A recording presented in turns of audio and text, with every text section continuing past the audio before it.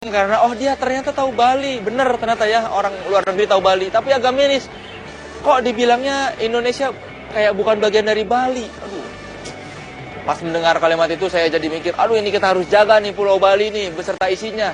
Jangan sampai suatu saat nanti Pantai Kute diklaim atau dianggap sebagai halaman belakangnya bangsa asing. Ya meskipun beberapa waktu lalu tariannya sempat diaku sama salah satu tetangga kita. Ya namanya juga tetangga kan ya. Suka lupa gitu halaman punya siapa gitu. Ah, maklum, gosip-gosip tetangga. Ya, yuk. Tetap di Karikatur Negeri. Saya nyari tetangga saya dulu di sini.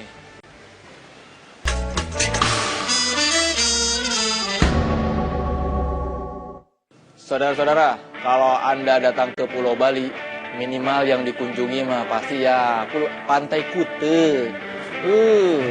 Banyak bule lagi berjemur. Sedikit banget yang dipakainya. Itu mah ya surga dunia visual. Pantai dan yang di pantai. Terus ini mah ya, selain pantai, pura sama matahari, Bali juga memberikan lebih buat para pengunjung dan pelaku usahanya. Ada berapa puluh hotel atau berapa ratus hotel yang ada di Bali itu bukan cuma punya orang Indonesia dan bukan cuma punya orang Bali. Udah gitu, restoran, galeri seni, biro wisata yang jumlahnya bejibun itu dihidupkan oleh yang namanya turisme alias pelancongan, pariwisata, sumber devisa. Bahkan dulu sempat ada gosip nih, Mick Jagger, vokalisnya The Rolling Stones, mau beli Pulau Bali. Gila ya, nggak tahu tuh gosip dari mana. Tapi mendingan kita jangan bergosip. Mari kita pakai kaos kutang, kaos buntung, celana pendek, sendal jepit. Ayo kita beranjang sana. Jangan lupa bawa hepeng, alias duit, alias money, alias fulus, sama kacamata hitam. Yuk, saya mau ke sana dulu, beranjang sana.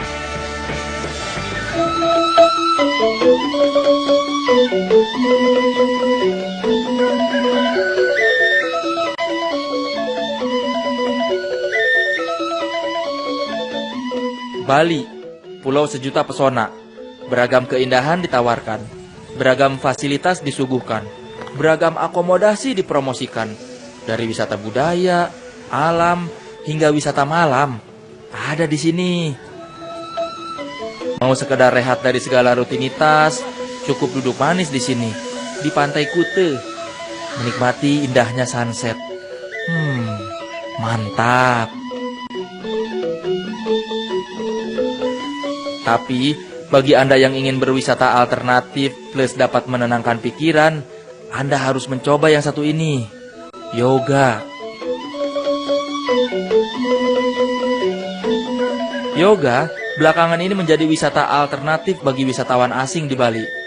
Salah satunya di sini, di Yoga Barn, studio yoga yang terletak di daerah Ubud, Bali. Tak tanggung-tanggung, instrukturnya pun berasal dari dalam maupun luar negeri. Salah satunya adalah Made Murni. 2 tahun sudah gadis asli Gianyar ini menjadi instruktur yoga. Kalau orang belajar yoga, kenapa orang harus? Bukan harus ya kata-katanya ya. Setidaknya mereka mau belajar yoga, itu sebenarnya lebih pada kesehatan mereka sendiri sih. Itu lebih ngedukung kesehatan secara jasmani dan rohani. Dan kalau secara badan mungkin akan dapat bentuk badan yang bagus, tetapi secara jiwa itu akan lebih pada kita bisa lebih menyatukan jiwa dan pikiran gitu. Bagi Murni, yoga memberikan sesuatu yang tak pernah ia dapatkan sebelumnya. Waktu pertama kali saya itu lakukan yoga, saya ngerasakan badan saya sendiri. Saya bisa fokus pada diri saya sendiri. Bisa ngelihat bahwa oke, saya punya waktu nih untuk diri saya sendiri. Kadang karena selama ini kan kita merasa kadang-kadang kita sibuk dengan kerja. Nggak pernah ingat dengan diri kita sendiri. Jangankan untuk mikirin diri, minum pun kadang-kadang kita lupa kan. Nah, pada saat itu juga saya ngerasa, wow, pertama kali saya bisa ngerasakan bahwa saya benar-benar nginjakin kaki saya di lantai, kayak di bumi, kayak gitu. Sebenarnya kalau menurut saya sih sederhana saja. Kalau di hidup itu kan harus ada keseimbangan. Yang saya dapat dari teman-teman itu, dari pembicaraannya, mereka sudah terlalu fed up ya, terlalu bosan dengan kehidupan material. Semuanya kalau di luar itu kan kebanyakan seperti material ya. Setiap hari mereka sibuk sampai tidak ada waktu untuk memikirkan diri sendiri. Kemudian sudah mulai kehidupannya jauh mengarah ke individual, tidak ada lagi semangat community yang demikian kental gitu. Nah, itu yang banyak mereka kesini seperti itu. Jadi banyak mereka menemukan hal-hal yang lain yang memang mungkin belum dirasakan begitu kental seperti dirasakan di sini. Jadi di sana mereka di luar di rumahnya itu mendapatkan suatu sisi kehidupan material yang demikian Lagi. Ya, wajarlah. Akomodasi di sini banyak pilihannya. Dari penginapan yang harganya Rp50.000 per malam sampai yang 20 juta rupiah per malam ada di sini. Tergantung budget. Udah gitu nih, desanya alias Banjar bersih. Sawah bertingkat-tingkat. Terus aroma dupa dari warga yang sedang sembahyang wangi. Pesona yang berkarakter. Wajar lah kalau Bali jadi barometer pariwisata di Indonesia. Nggak ada tuh yang namanya pemerasan, terus penipuan, tindak kriminal lainnya nggak ada. Kalaupun ada, yaitu oknum ya, oknum. Saya mau yoga dulu ya. Gimana ya yoga?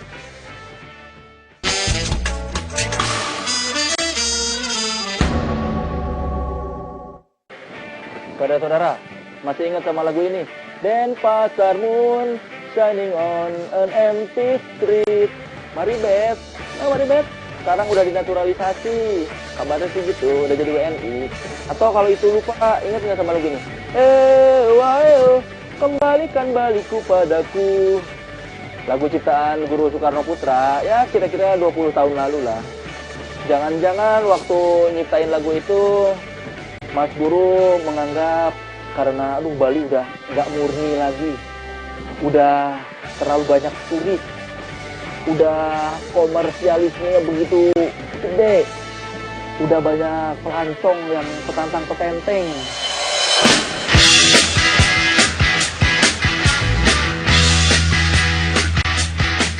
Di balik gemerincing dolar dan pesatnya perkembangan pariwisata di Bali, ternyata menyisakan berbagai permasalahan. Salah satu orang Bali yang melihat masalah ini adalah I Gede Ari Astina alias Jering, seorang musisi dan aktivis sosial.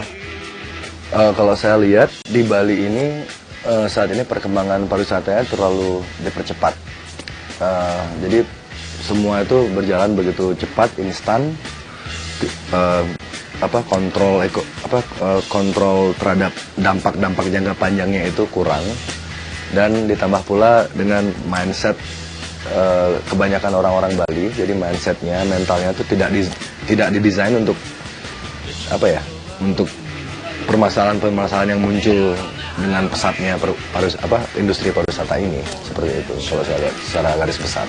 Jadi contoh yang paling gampang misalnya dari secara ekonomi gitu. Jadi sekarang aset-aset di Indonesia, maksudnya di Bali khususnya, apalagi di Bali Selatan itu mungkin sudah bisa dibilang persentase yang dimiliki asing lebih banyak daripada persentase yang dimiliki oleh orang lokal sendiri. Itu kan sudah secara nggak langsung itu seperti penjajahan ekonomi kan, secara nggak langsung. Secara ekonomi kita sudah dijajah, jadi uang yang dari luar itu masuk ke Bali, terus profit yang didapat dari usaha ini keluar lagi. Jadi orang-orang di sini ya nggak cuma jadi penonton aja.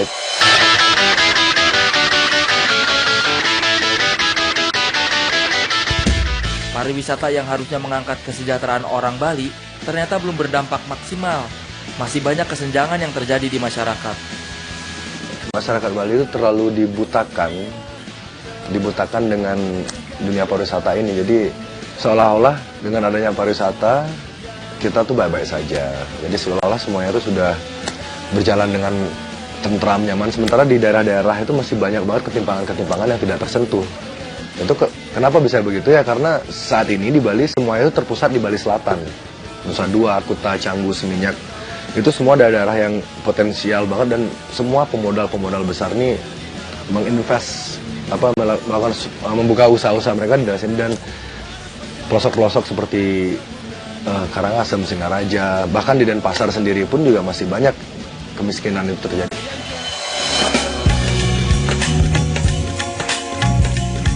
Kemiskinan dan tingginya angka anak putus sekolah masih menjadi masalah serius di provinsi ini. Ini juga yang membuat sebuah komunitas anak muda Bali tergerak untuk menjembatani kesenjangan ini.